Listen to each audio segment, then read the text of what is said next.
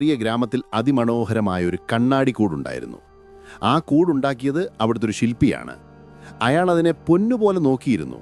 ഒരു ദിവസം അയാളുടെ ഏറ്റവും അടുത്ത സുഹൃത്ത് അബദ്ധത്തിൽ അല്ല, ദേഷ്യത്തിൽ ആ കൂട് തല്ലിപ്പൊട്ടിച്ചു. ആ ശില്പി തകർന്നുപോയി. അയാൾ കരഞ്ഞു. പക്ഷെ പിറ്റേ ദിവസം ആ സുഹൃത്ത് വന്നത് എങ്ങനെയെന്നറിയാമോ? കയ്യിലൊരു പുതിയ പൂവുമായി.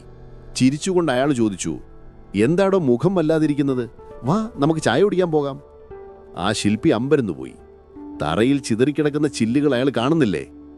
ഇതാണ് ഗ്യാസ് ലൈറ്റിംഗ് എന്ന വലിയ സൈക്കോളജിക്കൽ മാനിപ്പുലേഷന്റെ ആദ്യത്തെ പടി. ഇതിന് നമുക്ക് സെലക്റ്റീവ് അംനീഷ്യ എന്ന് വിളിക്കാം. അവർക്ക് എല്ലാം ഓർമ്മയുണ്ട് സുഹൃത്തുക്കളെ. അവർക്ക് ഓരോ വാക്കും ഓരോ നിമിഷവും കൃത്യമായ ഓർമ്മയുണ്ട്.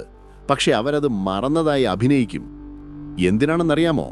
Because admitting guilt requires emotional maturity. തെറ്റ് സമ്മതിക്കണമെങ്കിൽ